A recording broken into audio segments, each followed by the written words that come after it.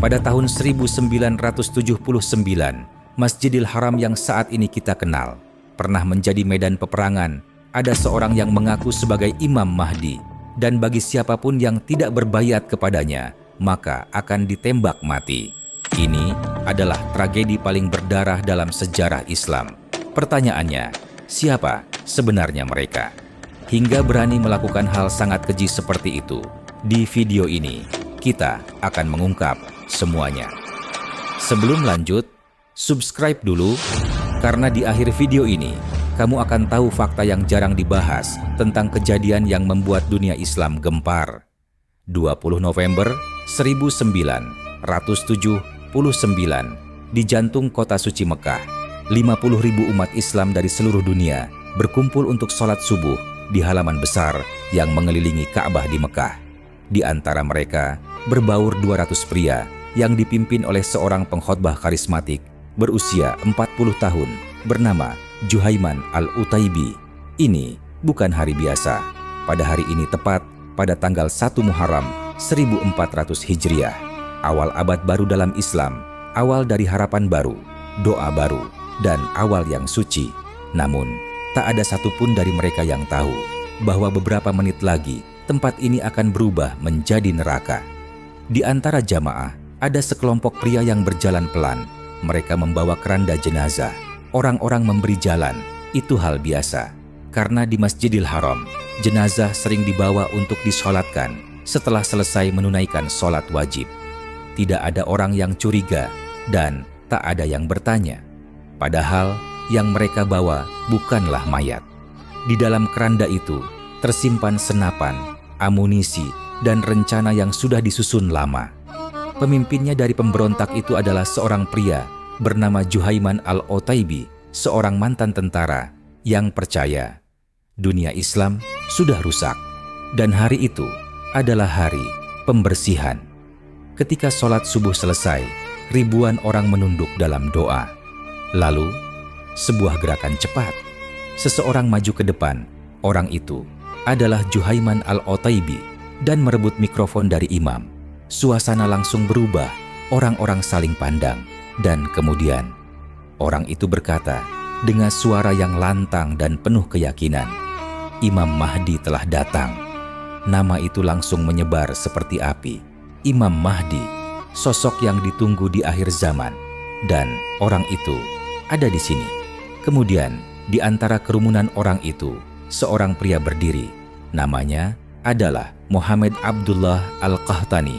Wajahnya tenang, tatapannya kosong, tapi penuh keyakinan. Sebagian jamaah langsung menangis, sebagian mengangkat tangan, bertakbir, karena mereka percaya ini adalah tanda akhir zaman.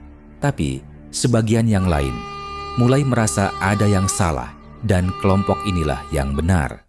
Karena dalam hitungan detik, keranda itu dibuka, dan orang-orang misterius tersebut mulai mengambil senjata di dalam keranda tersebut. Dalam rekaman audio pidato, Juhaiman terdengar mengarahkan orang-orangnya untuk menutup paksa gerbang masjid dan memerintahkan orang-orangnya untuk mengambil posisi sebagai penembak jitu di menara tinggi. Perhatian saudara-saudara, Ahmad Al-Lehebi naik ke atap. Jika Anda melihat seseorang menolak mempercayai Imam Mahdi di gerbang, ucap Juhaiman di dalam rekaman pidato. Para penembak jitu naik ke menara. Seketika itu juga, Masjidil Haram berubah dari tempat suci menjadi medan perang. Teriakan pecah, tangisan menggema. Orang yang menolak mempercayai Al-Qahtani sebagai Imam Mahdi ditembak. Orang-orang berlarian mencari pintu keluar, tapi tak ada jalan keluar karena semua pintu sudah dijaga oleh orang bersenjata. Sebagian orang ada yang dijatuhkan, sebagian diseret, sebagian dipaksa bersumpah setia. Di luar masjid, kepemimpinan Saudi bereaksi lamban terhadap perebutan Masjid Al-Haram. Putra mahkota Fahd bin Abdul Aziz Al Saud berada di Tunisia untuk menghadiri KTT Liga Arab, dan Pangeran Abdullah, Kepala Garda Nasional, pasukan keamanan elit yang bertugas melindungi para pemimpin kerajaan, berada di Maroko. Insiden itu kemudian diserahkan kepada Raja Khaled dan Menteri Pertahanan Pangeran Sultan yang sedang sakit untuk mengoordinasi tanggapan. Polisi Saudi pada awalnya gagal memahami skala masalah dan mengirim beberapa mobil patroli untuk menyelidiki. Tetapi ketika mereka pergi ke Masjid Al-Haram, mereka disambut oleh hujan peluru. Raja saat itu, Khalid bin Abdul Aziz Al Saud, menghadapi pilihan yang mustahil. Menyerang berarti melanggar kesucian. Tidak menyerang berarti membiarkan kekacauan. Hukum syariat melarang pertumpahan darah di dalam Masjidil Haram, apalagi menggunakan senjata di tanah suci. Akhirnya, para ulama besar dipanggil untuk diskusi mengenai masalah ini. Pasukan Saudi terpaksa meminta fatwa dari para ulama senior, termasuk Syekh Abdul Aziz bin Baz, untuk membolehkan penggunaan senjata demi menghentikan pertumpahan darah yang lebih besar. Setelah perdebatan panjang, keputusan pun keluar. Gunakan kekuatan, jika itu satu-satunya cara. Sebuah fatwa yang dikeluarkan oleh ulama utama kerajaan, yang dikumpulkan oleh Raja Khalid, memperbolehkan militer Saudi untuk menggunakan kekuatan apapun untuk mengusir kelompok Juhaiman.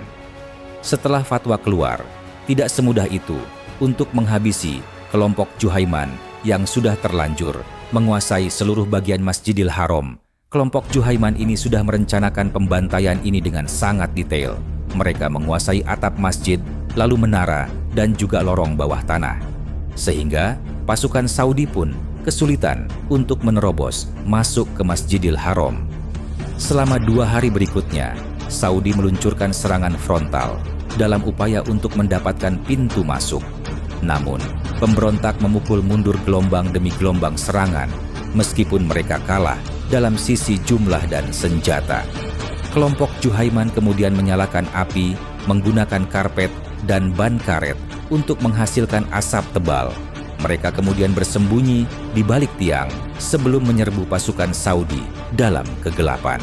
Akhirnya, truk kasa rudal yang dipandu anti-tank dan senjata berat kemudian digunakan untuk mengusir para pemberontak dari menara, dan pengangkut personel lapis baja dikirim untuk menembus gerbang. Situasi semakin kacau. Karena kondisi medan sangat sulit, pasukan Saudi mendapat bantuan teknis dari pasukan elit Prancis, GIGN, meskipun mereka tidak ikut langsung bertempur di dalam masjid, dan juga dukungan dari militer Pakistan. Namun, ada satu masalah besar, non-Muslim tidak boleh masuk ke Mekah.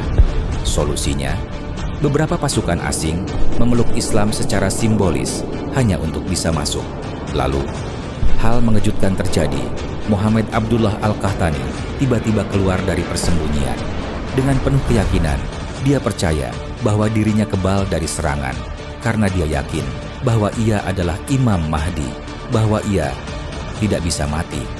Tapi, keyakinan Qahtani pada kekebalannya sendiri tidak berdasar, dan dia segera diserang oleh.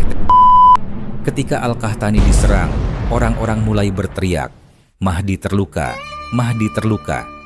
Beberapa mencoba berlari ke arahnya untuk menyelamatkannya, tapi ternyata Al-Qahtani tewas karena dihujani tembakan.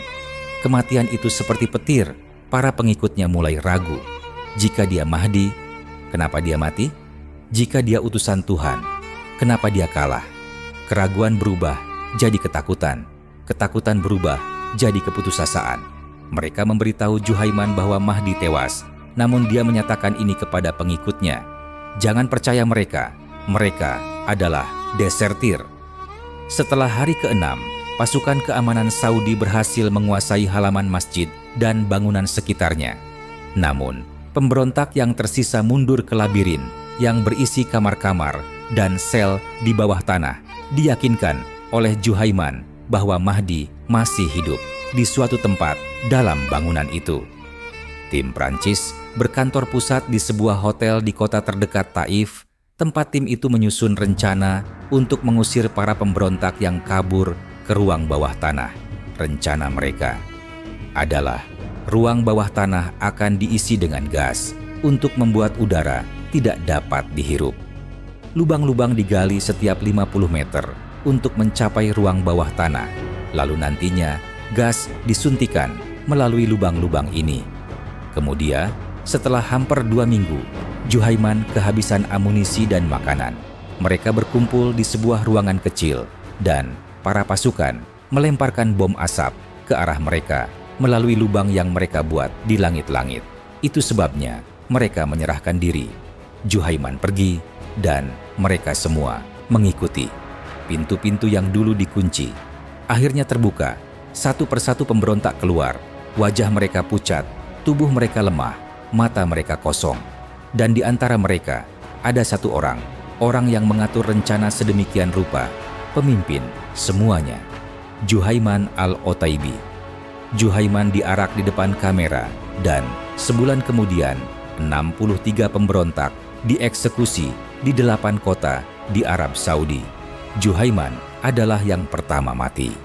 Dalam press conference Pangeran Naif menyatakan, setelah kejadian ini 19 orang dijebloskan ke dalam penjara dan 23 orang wanita dan anak-anak dimasukkan ke panti rehabilitasi. Korban yang jatuh dalam peristiwa ini 12 orang pegawai dan 115 tentara. Arab Saudi gugur dalam operasi pembebasan Masjid Al-Haram. 402 pegawai dan 49 tentara terluka, 75 anggota pemberontak tewas, dan 15 lainnya ditemukan tewas di terowongan-terowongan. Kelompok Juhaiman adalah pelopor yang mengkafirkan pemerintah Arab Saudi dan mereka mewujudkan pembangkangan mereka dengan aksi nyata. Saat ini masih kita lihat dan dengar dalam tulisan-tulisan dan pidato-pidato orang-orang yang terpengaruh pemikiran Juhaiman. Mereka mengkafirkan, mengancam, dan memfitnah kerajaan Arab Saudi dengan kebohongan-kebohongan dan propaganda. Sejak hari itu, Masjidil Haram berubah, keamanan diperketat, pengawasan ditingkatkan, dan sistem modern diterapkan.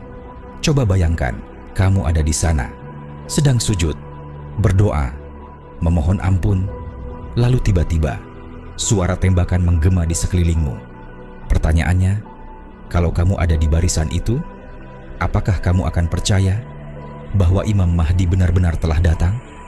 Tuliskan jawabanmu di kolom komentar. Sekian video ini, bagikan kepada orang terdekatmu, dan sampai jumpa pada video selanjutnya. Wassalamualaikum warahmatullahi wabarakatuh.